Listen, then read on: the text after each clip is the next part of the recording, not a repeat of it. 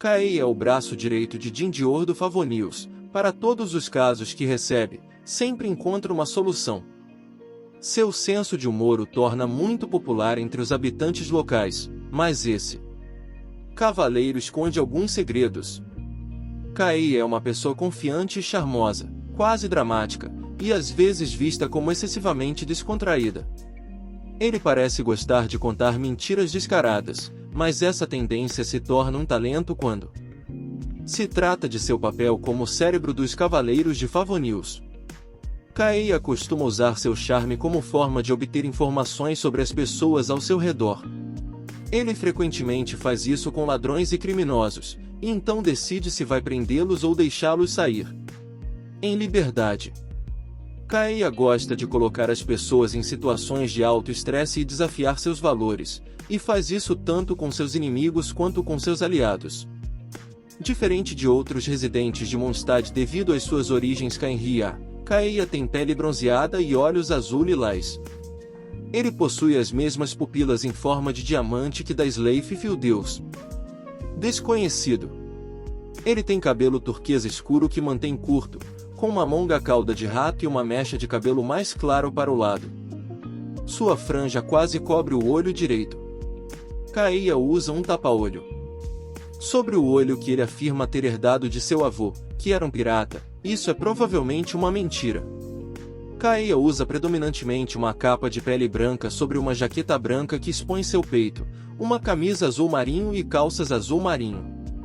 Ele também usa luvas sem dedos com pulseiras com pontas e botas de cano alto. Kaei é um filho adotivo da família Ragninda, o renomado magnata do vinhedo. Faz muito tempo desde que ele chamou de Luke de irmão.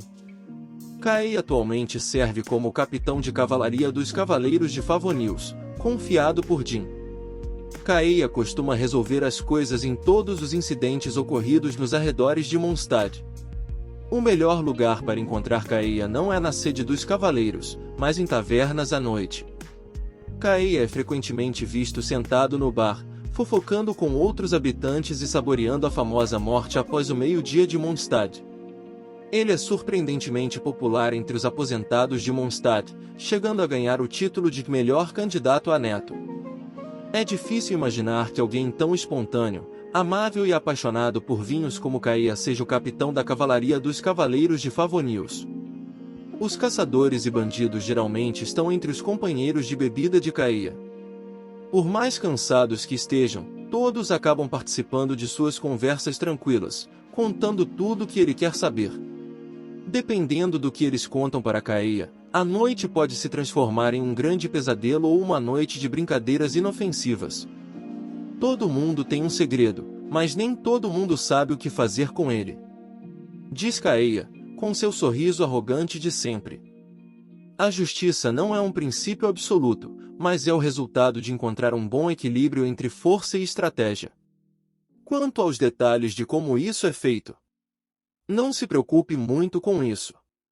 Kaei disse uma vez essas palavras na frente do grande mestre Varka. Enquanto tudo se encaixa da maneira que ele espera no final, Kaei não se importa tanto com os meios. Essa atitude de cavaleiro é o que define seu caráter. Não muito diferente do sabor explosivo da morte após o meio-dia. No entanto, seu jeito imprudente não passa despercebido. Uma vez, para obrigar o líder de um grupo de bandidos a enfrentá-lo, Kaei atraiu um guarda das ruínas em uma ruína antiga para acabar com o inimigo, colocando seus próprios homens em risco. Em momentos assim até Jin, que confia bastante em Kaei, balança a cabeça em desaprovação. Não que isso incomode Kaei, é claro. Pelo contrário, ele realmente gosta de colocar as pessoas na posição de tomar decisões difíceis. Ele gosta de ver a hesitação nos olhos de seus camaradas antes de entrar em uma batalha com ele, assim como gosta de ver o medo nos olhos de seus inimigos enquanto se enfrentam. O próspero negócio do vinhedo há muito traz riqueza para Mondstadt. A prosperidade gera ganância, e a ganância atrai bandidos e monstros. Eles são um grupo heterogêneo que se esconde nas sombras, e suas origens e motivações são variadas e complexas. Kaei defende Mondstadt dessa ameaça não apenas com sua espada, mas também com sua inteligência. Um jovem cavaleiro dedicou anos de sua vida a estudar as ameaças em Mondstadt e nos arredores e chegou a uma conclusão surpreendente. Quando o famoso coquetel morte após o meia-dia não está disponível, os níveis de ameaça e incidentes reportados dentro e fora da cidade mostram uma diminuição drástica, até que a morte após o meio-dia volte a ficar disponível novamente. O jovem cavaleiro mostrou suas descobertas ao capitão da cavalaria Caia, na esperança de obter alguns conselhos dele. Interessante. Eu vou dar uma olhada. Caia respondeu com um sorriso de irônico no rosto. De um modo geral, é fácil e agradável de se conversar com o Caia. A única questão que ele não esclarece é o seu passado. Mesmo quando o grande mestre exige informações sobre seus antecedentes, Caia oferece respostas apenas com detalhes vagos. Em uma tarde perto do fim do verão, uma década atrás, meu pai e eu passamos pela adega do alvorecer. Vou pegar um suco de uva para a viagem, ele disse, mas nunca voltou. Se o mestre Crepus não tivesse me acolhido, duvido que teria saído vivo da tempestade naquela noite. A verdade é que isso esconde um segredo. Caia nunca falou a verdade sobre o que aconteceu naquela tarde. Esta é sua chance. Você é a nossa última esperança. O pai de Caia apertou seus ombros magros, mas seu olhar estava longe, em algum lugar muito distante. No outro lado do horizonte, ficava sua longínqua terra natal de Cainria. Caia nunca esqueceria aquele olhar, uma mistura de esperança e ódio. Muitos habitantes ainda se lembram dos dois jovens mais atraentes de Mondstadt. Um deles era o impecável Diluc, um elegante espadachim que sempre exibia um sorriso amigável em seu rosto confiante. O outro cavaleiro era o extravagante Caia. Ele era o amigo, apoio e cérebro de Diluc, garantindo que ele superasse todos os desafios que enfrentava sem problemas. Eles eram quase como gêmeos, conhecendo os pensamentos e intenções um do outro sem dizer uma palavra, protegendo Mondstadt tanto na luz quanto na escuridão. Até aquele dia fatídico, agora arraigado na memória de Caia, quando a carruagem que Diluc estava escoltando foi atacada por um monstro enorme. Foi a primeira e única vez que Caia falhou em seu dever. Quando Caia finalmente alcançou Diluc, já estava tudo acabado. O poder que seu pai havia usado para afastar com sucesso o monstro também saiu pela culatra e levou a vida de seu pai com ele. Caia e Diluc ficaram chocados com o que haviam testemunhado, perdendo a calma compostura que um cavaleiro deveria manter. Mesmo alguém como o Mestre Crepus se renderia a um poder tão perigoso e maligno. Quando esse pensamento perigoso passou pela mente de Caia, ele simplesmente sorriu. Este mundo é realmente fascinante. Seu pai estava morto em uma poça do próprio sangue. Foi nessa noite que os caminhos dos dois filhos divergiram. Entre as páginas de Os Aventureiros de Angelos há uma lista de nomes escritos em uma folha de papel oficial dos Cavaleiros de Favonius.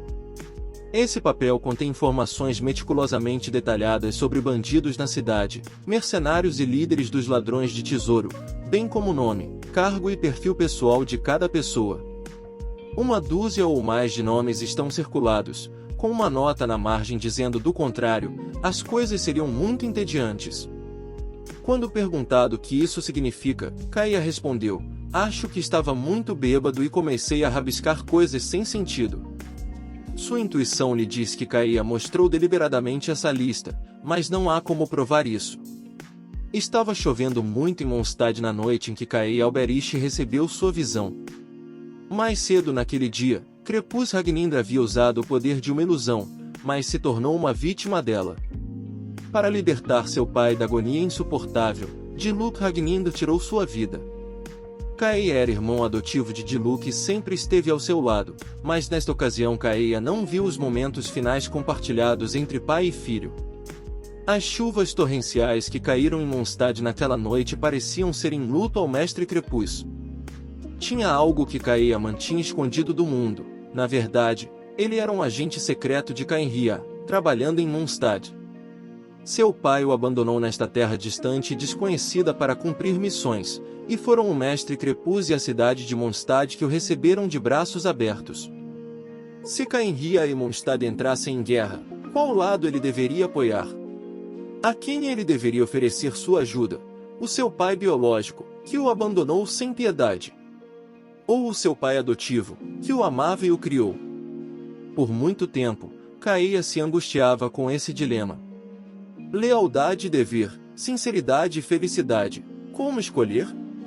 Mas agora a morte de Crepus quebrou esse delicado equilíbrio. Kaeya se sentiu livre, mas também envergonhado de ter essa ideia egoísta. Como um filho adotado, ele deveria ter salvado Crepus, mas chegou tarde demais. Como irmão, ele deveria ter compartilhado a dor com Diluc. No entanto, enquanto o pai deles estava morrendo no chão, ele ficou atrás de Diluc, naquela conspiração antiga que se passava por sua mente.